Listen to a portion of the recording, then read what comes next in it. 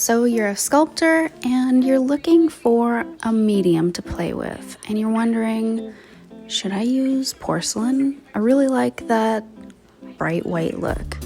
Or should I use polymer clay because I've seen Sculpey come in some bright white clay as well? Well, you're not alone because I was wondering the same thing. Now, the majority of things that I make are decorative instead of functional, which means dinnerware or anything that you're going to put food on or that requires holding water or anything like that.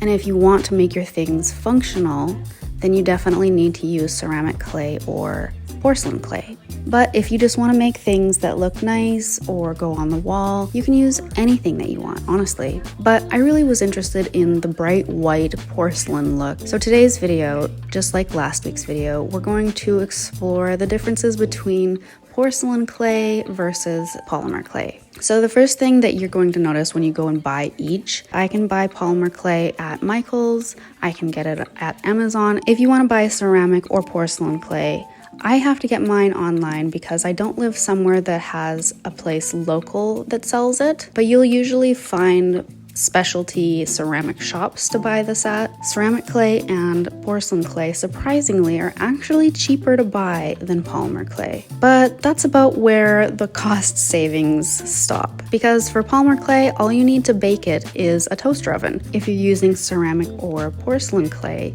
then you definitely need a kiln, which I would definitely advise checking out Facebook for a secondhand kiln because these things are tanks and you'll always find deals on Facebook. For the most part, they act quite similar when you're sculpting with them. The biggest differences that I saw is that the white Sculpey really attracts dust and any particles in the air, and the only way to get rid of them is to use isopropyl alcohol, which you see me doing at the end. Whereas if there's dust or particles, anything like that in the porcelain clay, you don't have to remove it before putting it in the kiln because it just burns off. With ceramic and porcelain clay, you aren't actually limited to using only underglazes and glazes if you're making decorative things. If you're using it to be functional, meaning you're going to be drinking out of it or putting food on it, then you definitely are limited to underglazes and glazes.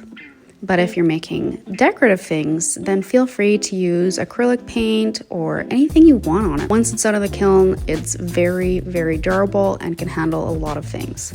Sculpey or polymer clay, on the other hand, you don't use underglaze or glaze on it. You can use things like mica powder or chalk pastels, which are a lot of fun to experiment with, but most people use acrylic paint. Now you have to watch out when you're buying acrylic paint because some of them stay tacky on polymer clay and won't actually dry. That's why you'll see a lot of people that work with polymer clay only sticking to a couple brands because they just know that they'll work.